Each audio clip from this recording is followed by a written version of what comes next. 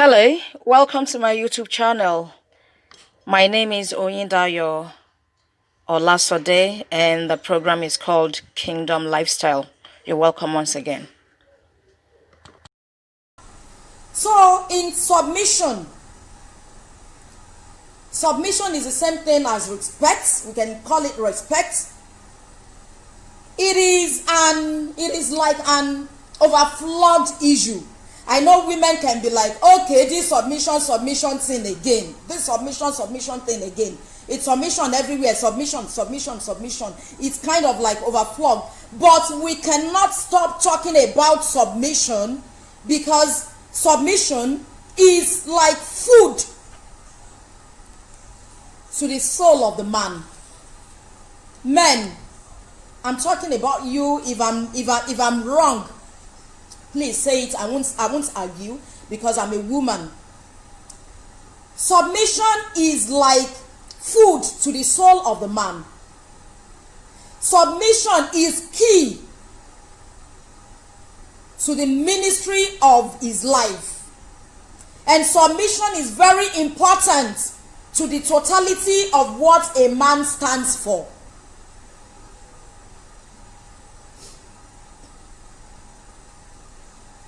You know, Oloyinbo would say respect is reciprocal, and that is so true.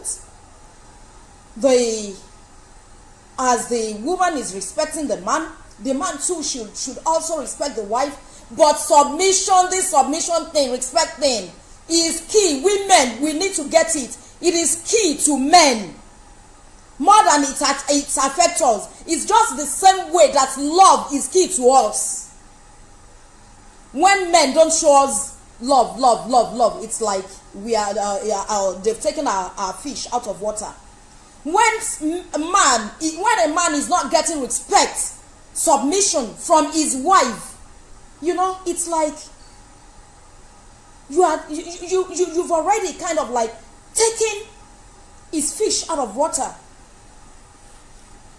You've taken his fish out of water. Every man wants to be a king in his own castle.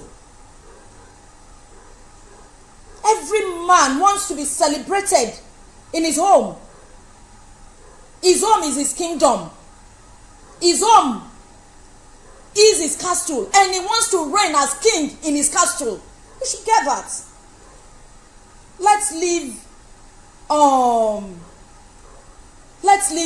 civilization. You know, this civilization thing, it's killing a lot of home. And women, we will be crying, blaming men all of the time. Civilization is killing a lot of home. The marriage should not be based on civilization, should not be based on science, should not be based on ASA, should be based on the precepts, on the principle of God. And God has called the men, he called them to be the head. They are our head. They are in control. Yes. We are equal. This is what is killing many homes. We are not equal. Your husband is not your mate. That's the truth. Even if you senior him by age, once you get married to that man, he becomes your head, he becomes your master, he becomes your Lord. After God, it should be your husband. We are not equal. Civilization says we are equal. We are not equal. We are his helpmates to help him, beside him, but we are not equal. There cannot be two captains in a ship. And you think that ship will adebiton law? Konide now. And any human being with two heads, carrying two heads, is a monster. There cannot be two heads on a human. There cannot be two heads in a home. When we say we are equal, you are equal to your husband. Your husband is like this. You two, you are like that. So the two of you equal, the same size. Monster here. Then the man will now find something. Look, he's not Jesus. They are not Jesus. That's the truth. Every man wants to be celebrated in their home. And today, as I've said, that, you know, my own conversation here, I base it on biblical examples, because that is what I know. You know, there never would have been an Esther if Vashti had not disobeyed the king. There would never have been an issue of Esther. Read the book of Esther very well. And Queen Vashti, read the book of Esther very well, is one person that the king, that is, you know, that her husband really loved. Read that book, you will see the love. But he disobeyed and gave way to another queen, gave way to Esther. What happened? Queen Ahasuerus. This is a king, you know, a big king that was reigning over all the empires of the world then. And on this particular day, the king, you know, decided to kind of like add a banquet and invited everybody in his kingdom to come and marry with him, to come and join him. And everybody was there. His chiefs, everybody, all in his kingdom, they were there. You know, having a nice time, a good time, a great time with the king. And the Queen Vashti, in her own right too, was hosting women. The queen was in her own area, her own corner, hosting women. You know, there is nothing she points to that she couldn't get in the kingdom. She was doing her own hosting too. And it got to a point, women, we need to be very careful. It's got to a point, and the king made an unusual demand of the queen. That demand, I see it as an unusual demand. And in that state, he made a demand of the queen. It's like, you know, when Obama, you know, was there and he was having this celebration, and everybody, the whole world, they were there, and you know, and Obama suddenly was like, okay,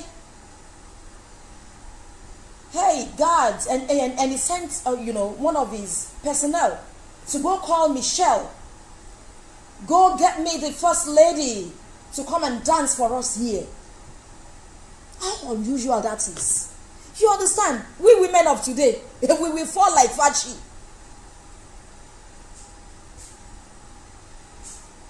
He had for the queen to be called to come and dance for them there. We need to be careful. I'm going somewhere here. It's an unusual demand, especially when that demand is made in the presence of people. You're king in your castle, and you are together in your room with your husband, and he makes some unusual demand. You can, you know, even when the man is king like that, Oga Kilo, Oga, what is happening? You understand? That is when it is you and him. You really need to be careful when, you know, other people's, when it is in public, when other people's are, when people are watching, how you react to the call of your husband, to the demand of your husband, even that when that demand is abnormal. You know, women, we need to ask for wisdom from above. Even when the demand is, you know, unusual, and you know that you are not going to give that dance, the man is tipsy already. You will still answer that call, you know, instead of you know, giving, you know, that dance. You might just, you know, go there, hug him, and, you know, hug him, and even lead him inside. Hug him and help him inside. It won't be like, you know, it won't be like, and you know, the queen was called, Queen Vashti was called. This king sent for her, and she sent message back to the king that no, she's not coming. And read that book of Esther. It wasn't Vashti. It wasn't Vashti. You know, it wasn't the king that said, you know, and the Bible recorded and said the king was grieving. It felt so bad. This is a very powerful king that they don't say no to. He didn't give that order to Fachi by himself. It was people around, and they were like his chiefs. And see what the queen did. King, we must do something about this one, because if we do not, you know, discipline the queen and take action against the queen, all our wives too would not respect us. They would say, after all, Queen Fachi did that to the king, and all of us were in trouble. Our wives will not respect us. You understand? And so they were like, you have to take action against the queen. And the Queen Fachi, was laid aside. And the Bible recorded that after a while, the king's heart, the king felt sorry. He was missing Queen Fachi. He was in love with her. He was missing the queen. But then, what is written is written. And when people again, people again, when they saw that the king was missing, you know, the king, they were like, okay, I think we should do something very fast. The king has started missing Fachi. Let's get another queen. Let's get a young, beautiful girl for the king in place of Fachi. And that was how Esther came to be. If Queen Fachi had not disobeyed the king, there would not, maybe Esther would probably have married another, you know, very marvelous man or whatever. But it won't be King Ahasuerus. It will not be him. And Queen Fachi will still be, you know, on her throne as the queen of that kingdom.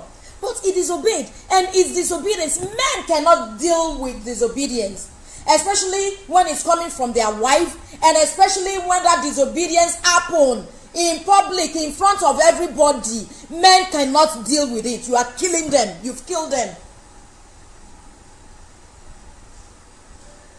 And if the man is even good enough that he will not carry another queen and Fachi you know, and replace you with another queen. If he's godly enough not to do that, the man will just Fachi you in his mind. That is when you start seeing different. That is when he replaces you with his family. You know, he stops talking to you. Disobedience brings all of these things. He stopped talking to you. Instead of bringing, you know, talking to you about certain things, he start talking probably to mom, his sister, or his friends, become his, you know, his advisor. He stopped talking. The man just kind of like switch off. And you are wondering, what's happening? Why this man has started again? What did I do now? What did I do? You've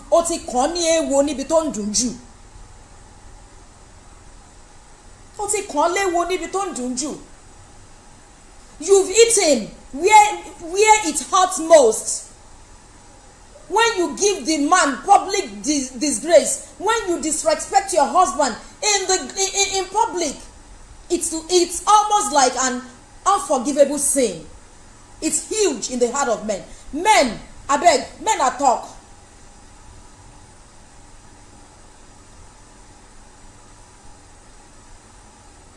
You know?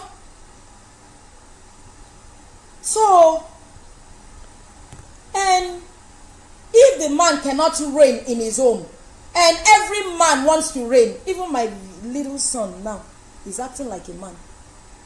Every man wants to reign in his castle. If you can't make him king, you can't give him the reference he deserves in his home. He will look for it outside.